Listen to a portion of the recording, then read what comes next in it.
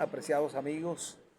Hoy con el gran amigo Enrique Bastidas, profesor, graduado en la Universidad de, de los Andes, graduado en literatura, Universidad de los Andes, y acá en los espacios del Trapiche de los Clavos. El Trapiche de los Clavos, una de las, llamémosle, obras arquitectónicas más bonitas que tiene el municipio de Boconó, que tiene la ciudad de Boconó. Hoy, apreciados amigos, vamos a hablar sobre un autor y específicamente de un libro, de un texto, pero contextualicemos. ¿De quién vamos a hablar y quién es ese autor?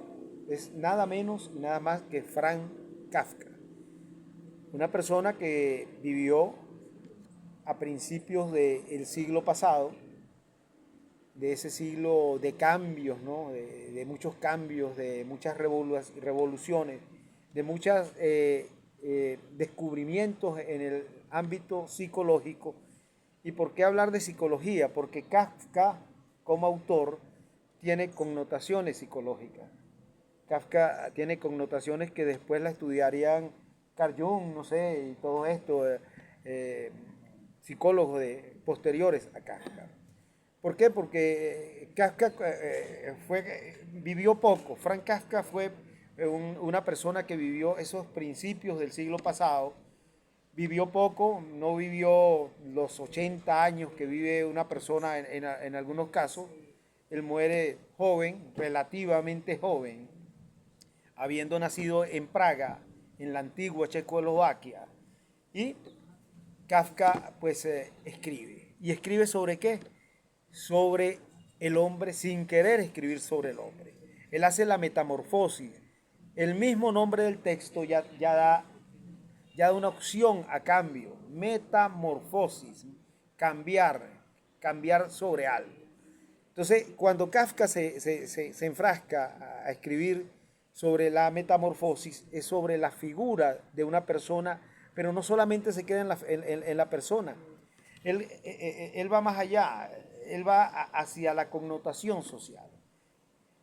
Se excusa en una persona para ver qué problemas psicológicos tiene una persona, pero qué problemas psicológicos a raíz de haber dentro de una mente humana puede tener una sociedad. Y eso fue Franz Kafka, que tuvo otras obras, La Gran Muralla China, El Progreso, creo que se llamaron otras de sus obras, que también tienen esa misma connotación, el proceso, esa misma connotación. Así que el experto, el literato acá, gran amigo Enrique, pues nos va a hablar más sobre la metamorfosis de Franz Kafka. Bueno, buenas tardes. Orgulloso otra vez de estar con ustedes en este majestuoso espacio ícono, como lo dijimos la otra vez, como lo es el Museo Trapiche de los Clavos. En esta oportunidad, pues, la introducción la hizo el compadre, habló sobre el anecdotario de lo que es Franz Kafka. Ahora, en esta segunda parte del trabajo, si se puede llamar, vamos a hablar en sí de un trabajo que para mí fue uno de los mejores de él, ¿no?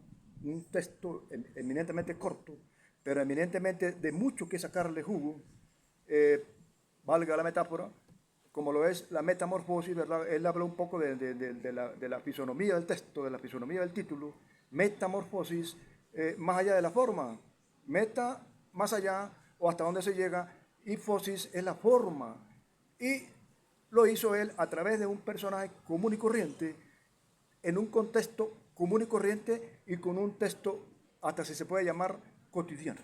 Claro, hay que recordar que es en esencia la metamorfosis. Es la historia de Gregorio Samsa, una persona supuestamente común dentro de un mundo común que era, llamémosle, la Europa del Este de esos años, que arrastraba muchos cambios políticos y sociales.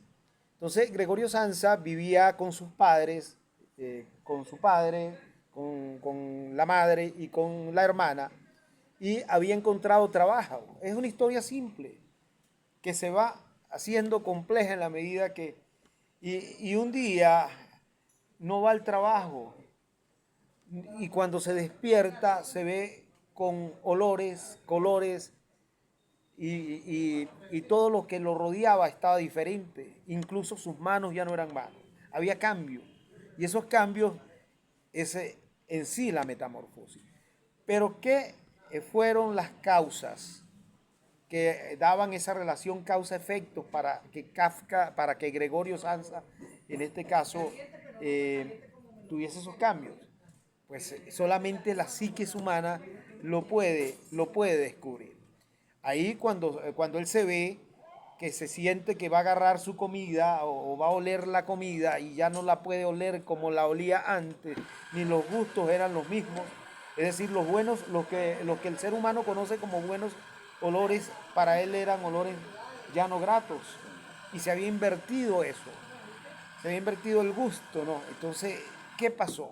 Resulta que Sansa, en ese desespero, en ese devenir de ese día, el jefe de su trabajo va y lo busca. Sansa no quiere salir del cuarto, no quiere salir, no quiere comer. Llega un momento a que sus padres también sienten horror de tener un hijo que se había transformado en un ser con figuras que ya era una especie de cucaracha viviente. Entonces, esa es la esencia de la metamorfosis. Ahora, ¿qué pasa con la sociedad humana para que una mente como la de Gregorio Samsa, dentro de lo que es la novela La Metamorfosis, sufriese esos cambios? Si nos vamos en el plano cotidiano o el anecdotario, el señor se despierta una mañana y ve que su morfología humana no es la misma. Es la de un animal, y no un animal común y corriente, es un animal horripilante para la sociedad, como lo es una cucaracha. Y él siente temor, hasta más que horror, siente temor, repugnancia por su propio ser. Eso es una crítica a la sociedad actual, a la sociedad para ese entonces, ¿verdad? Y lo sigue el trayecto de los personajes que van entrando. Entra el papá, la mamá, la hermana y una especie de institutriz, o es la que hace el trabajo allí. Y luego aparece otro personaje extra que en el transcurso del texto pues va tomando peso, como lo ves el jefe de la empresa, algo así, que lo solicita, porque para ese entonces pues el trabajo era prioritario. Y no olvidemos que Gregorio Samsa era un señor, aparte de lo cotidiano, pues era un señor sumamente responsable, dado a su trabajo, pero en ese momento pues él se sentía otro, parecía como si fuese extraterrestre. Exacto. Exacto. Entonces, esa es la connotación. La connotación. ¿Qué quiso, vamos más allá, decir Frank Kafka con esto? Algunos dicen que Kafka quiso hacer una apología a lo que fue su vida, como escribiendo La Metamorfosis, porque Kafka fue un niño que tuvo relación no tan buena con su padre, según lo que dicen los textos. Vivió principios de una guerra, fin de una guerra, y traía esa carga psicológica que lo hizo escribir La Metamorfosis y otros textos, que lo hizo llevar, plasmar lo que es el querer, a veces el sentido de huida, ¿no? Cuando no solamente ahí hubo el sentido de refugio, se refugió, fue al claustro. El cuarto fue como la coraza que lo defendía a él de la sociedad. Entonces, imagínate en una sociedad que era todavía mucho más lenta que la sociedad actual, pudiesen haber esas estructuras psicológicas caminando dentro de la mente humana. Sí, eso es obvio. Ahora voy a plantearlo desde el punto de vista literario. Exacto. ¿Cómo se estructura Metamorfosis? El narrador le da automáticamente la información de plano al lector, Exacto. porque no es una metamorfosis piano, decirlo de forma folclórica, o sea, gradualmente no, sino que aparece ya convertido en ese animal horripilante. Esa es la información general que le da el narrador al lector. Y ahí en adelante, pues lo que viene es el punto de vista psicológico, cómo él se ve, cómo espera que lo vean y cómo de verdad cuando aparece el resto de los personajes, pues le dan más peso y lo van humillando, si se quiere, lo van llevando a ese submundo que parece entonces no es más que la Europa desgastada, si se quiere, de ese entonces. Al final, Kafka se va desgastando, Kafka Sansa se va desgastando, se va haciendo, sus patas ya no van a ser esas patas lozanas, ni los pelos lozanos que puede tener una cucaracha o un grillo, que pudo haber sido grillo, cucaracha. No se define qué animal realmente era, simplemente ni lo dice en ningún momento del texto, era cucaracha, grillo, un mosquito pudo haber sido, ¿no? Pero se puede deducir que lo más cercano a ese animal en que se convirtió Gregorio Samsa era una cucaracha. No olvidemos que en el transcurso del texto hay una parte filosófica. No sé si el profesor recuerda la parte filosófica Claro. cuando Kafka habla sobre la presencia del hombre, el mundo y cómo la sociedad lo ve. Desde el punto de vista filosófico, Gregorio ahí pues se ve como el hombre más miserable. Ya él no acepta el principio de que es una cucaracha, Exacto. sino aquel hombre que muchas veces con nuestra ironía, con nuestra prepotencia, con nuestra vanidez, con nuestro narcisismo, vemos a los demás como una simple cucaracha. Exactamente. Entonces, esa es la crítica social que se puede extraer del libro de La Metamorfosis, que Kafka supo a bien llevar. Pero si vamos a ver, Kafka no fue el único que partió o buscó la huida hacia otro mundo o hacia otro personaje o hacia otro animal, dejando de ser humano. También lo hizo en los viajes de Gulliver, lo hizo Jonathan Swift, ¿no? Porque los viajes de Gulliver, y vamos a hacer este inciso acá, termina siendo también esa huida de la sociedad. Cuando se va Gulliver al mundo de los gigantes, es porque no quería, se fue al mundo de estar con los humanos, ¿no? Entonces, ahí hay una analogía entre lo que es la forma de huida que utilizó Kafka con la forma de huida que utilizó Jonathan Swift. Yo considero de que, a mi modo personal, de que Kafka tomó referencialidad de los griegos, específicamente de Virgilio. No olvidemos que Virgilio, en una de sus apologías, en uno de sus espacios filosóficos, él habla sobre el alejarse, el resguardarse con la montaña, con lo no humano, porque le da como más sentido a la vegetación, a lo faunático, que la misma raza humana, porque la raza humana, pues como dije hace rato, va degradando al hombre. Exacto. Y encuentra en ese huido, en esa huida, en ese beatus ile, cual procus negotis, dichoso aquel que vive alejado de los negocios. También lo practicaron mucho los chinos en su filosofía china. Sí, sí. Dichoso aquel que está alejado para escribir, para alejarse del mundo mundanal. Eso fue, para el punto de vista de Enrique, lo que Frank Kafka quiso allí encudriñarse con ese texto de la Metamorfosis y puso como referencialidad a Gregorio Samsa, un hombre medianamente de la clase social.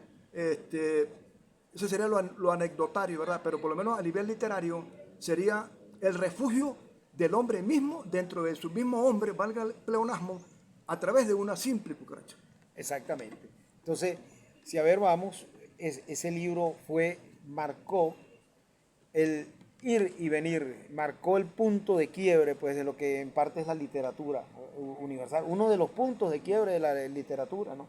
Es la metamorfosis, porque intentó, sin ser un estudio meramente psicológico, ni de psicología social, pero daba con todos los elementos de estudio de la psicología social de una determinada sociedad, que era la sociedad europea, ¿no? Quizás la sociedad de otras partes del mundo no encuadraba tanto con esto, ¿no? Por su tipo de filosofía.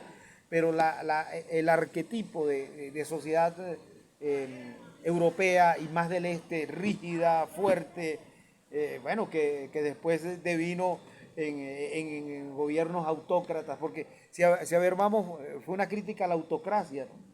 A la autocracia, al excesivo dogma fue la crítica de la metamorfosis. Sí, siguiendo un poco con el anecdotario narrativo, no olvidemos de que el personaje, si se quiere, va en degradación.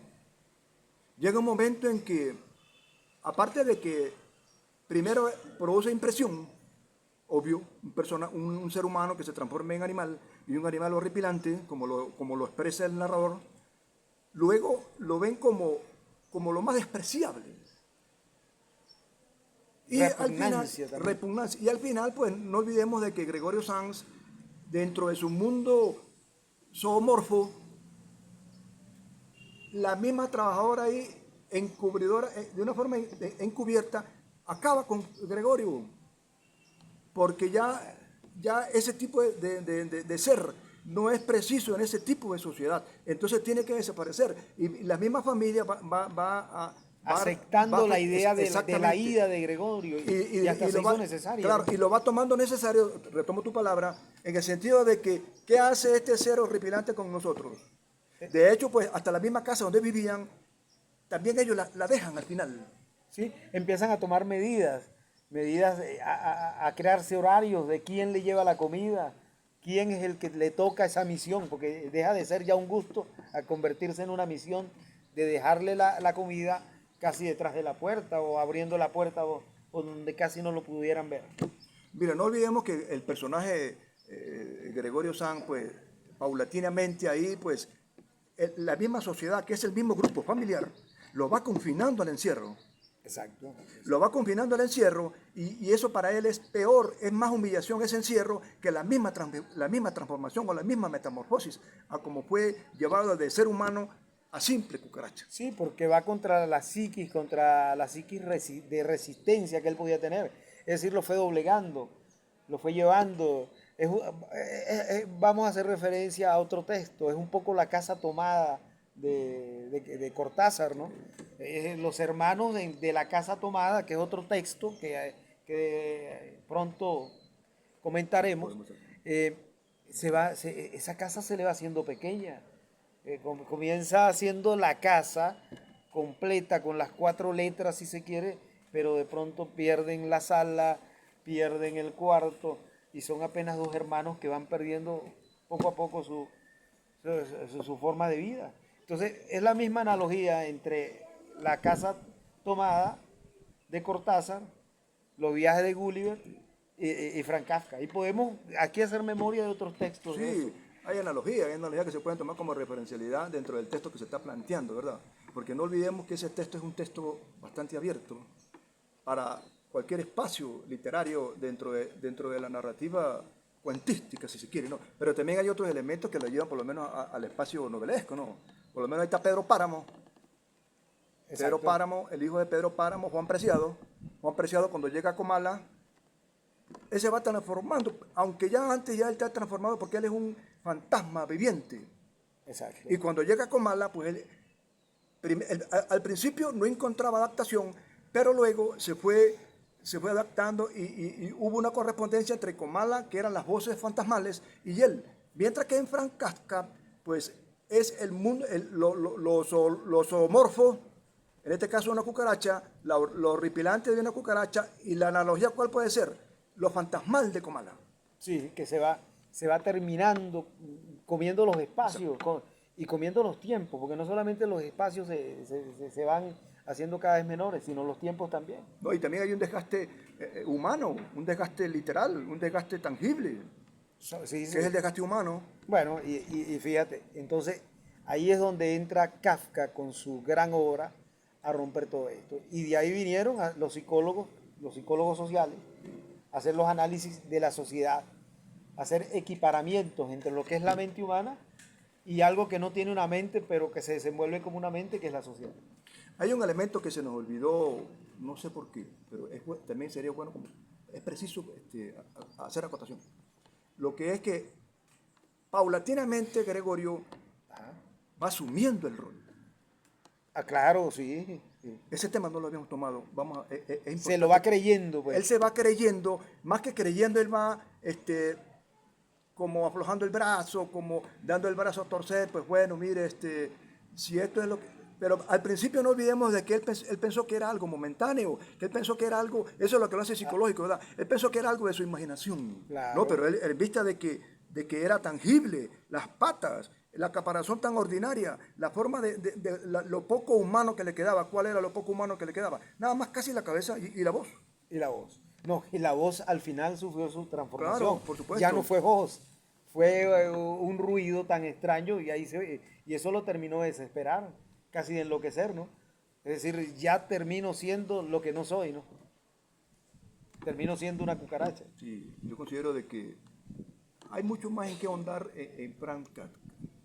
Pero en esta oportunidad pues nos correspondió o tomamos como referencialidad a la metamorfosis, ¿verdad? Claro, lógico, sí. Pero también han habido otras metamorfosis aquí en Latinoamérica, se ha visto mucho, ¿no? Aparte de la que ya hablamos de Juan Rulfo. Exacto. También está El médico de los muertos. El médico de los El muertos. médico de los muertos, cuando de una forma casi humorística, pues el muerto, el enfermo, uno de los en un camposanto, ¿verdad? Llaman al doctor y el doctor dice de que tiene síntomas de vida. Exacto. Eso, si se ve desde el punto de vista de humor, no pasa de ser humor. No pasa. Pero si se ve desde el punto de vista filosófico literario, tiene su trascendencia declarada. Y ahí pues también sucede eso con la metamorfosis de Frank Kafka, ¿verdad? Primero, un ser normal como cualquiera. Es más, el narrador lo dice textualmente. Después va llevando al lector, al destinatario, a ese mundo que para el momento, para el mismo que sufría la metamorfosis, que fue Gregorio, era como algo ficción. Y después se hizo hasta tangible en el mismo espacio tan reducido que se da esa narración, que no pasa de 5 personajes. No pasa de 5, no. Y es más, la mayoría de los textos de Kafka no son de abundantes personajes, son de muy pocos, ¿no? Kafka escribió sobre muy pocos lo que quiso escribir sobre muchos. Terminó escribiendo sobre muchos, ¿no? Sobre la sociedad, la connotación social que tenía la mente humana, porque ese fue lo que quiso descubrir Kafka en su texto. ¿Qué es la mente humana? ¿Cómo es de fuerte? ¿Cómo se debilita ante la situación? ¿Y cómo se sorprende ante los hechos? Es un poco qué es lo sobrevenido. Acuérdate que la noche a las 9 se acostó Gregorio Samsa siendo un hombre normal. con boca, con manos, con todo normal. Al día siguiente fue la gran sorpresa. Y qué sorpresa que más que una transformación. Y termina siendo, bueno, ahí irías tú con la parte que tú dominas mucho, con lo onírico, termina siendo un sueño. Fue, no fue. Hay gente que en sueños se habrán transformado en elefantes, por decir algo, porque todos hemos soñado. Claro, ese es un elemento que tocaba de tomar, es muy interesante, ¿verdad? La parte onírica. Exacto. La parte onírica, el mismo Gregorio cree que es una parte onírica, cree que es un latigazo que le da el onirismo, el sueño, pero en la medida que el texto transcurre, se da cuenta de que sí es una cucaracha. Exacto. Que no es un sueño. Que no es un sueño y lo asume como algo tangible. Exacto. De hecho, él trata como de confinarse, él trata de autoflagelarse, no saliendo del cuarto, primero porque no puede, llevámoslo al plano de la anécdota, él no puede con el cerrojo de la puerta ni con la varilla de la puerta, porque es una cucaracha. Exactamente. ¿Ah? Y después él ve de que es imposible volver a la fisonomía humana. No, porque ya sus elementos de manipulación como figura, como un animal, no son los mismos. No hay llaves especiales para patas de cucaracha, ¿no? Entonces, esa fue la gran sorpresa. La sorpresa de su padre también, el asombro de su madre, de su hermana que con reticencia le llevaba la comida. Que casi decía, no, yo por qué llevarle a ese ser despreciable, si se quiere el término, comida. Además, él no degustaba la comida, él la deglutía, él hacía el proceso inverso de comer. Otro elemento que se me vino ahorita partiendo del texto, ¿no? Del texto tangible. Hay una parte muy interesante que me llamó a mí, me movió como lector. Aquella parte donde uno de los personajes lo flagela. Okay. Le dice miserable bicho. Okay. Creo que es textualmente que lo dice, miserable bicho. Sí, bicho. Y ella juega con ese personaje. Ella trata de ponerlo boca arriba, porque sabemos que la cucaracha boca arriba no tiene ningún tipo de defensa. Claro, exacto. Entonces él no encuentra la forma de cómo evadir, primero porque para una cucaracha una habitación es sumamente grande, es un mundo, es un universo, sin olvidar del texto en su simbología. Ese texto se desarrolla en un espacio muy reducido, sí. Pero para la cucaracha, como ese cambio que sufrió, es sumamente grande. Claro, lógico. Ahora, Enrique, ¿qué rescatas tú del texto? ¿Qué rescatas de la forma de cómo fue llevado en tus lecturas? ¿Qué puedes rescatar de ese texto? ¿Cómo lo llevó Kafka? ¿Cómo lo fue? ¿Cómo llevó la hilación? Eh, ese proceso que tuvo Mira, Kafka. yo lo dije empezando, no sé si lo tomaste. Yo lo dije que Frank Kafka le da al lector de una vez la información. Exacto. Él no dice que se le fue transformando el cuerpo, la espalda, lo esquelético, lo óseo, no. Él dice, Aparecen apareció en patas. forma de cucaracha. Claro. El narrador le da una referencialidad completa al lector, al destinatario. Claro que después el destinatario a nivel mental, él mismo se va autodegradando. Y ese personaje que acabo de mencionar, que también lo degrada. Exacto. Eso sería lo que yo podría rescatar desde el punto de vista de lo estructural. Exacto, exacto. De lo estructural, ¿verdad? Lo que llamaba Roland Barthes la degradación del texto literario. Exacto. Ahí la degradación se da en la medida de que el personaje lo va tomando, pero el narrador no le da la información completa al lector. No le da la información. Ahora, Se la da. se la da. Ahora el final. ¿Cómo lo llevó? ¿Cómo logró ese? Fue muy sencillo al final, ¿no? Fue un final muy sencillo, me pareció a mí. Sí, Lo simplificó, pareciera que Kafka dijo, no, no voy a hacer muy largo un texto, vamos a simplificar esto.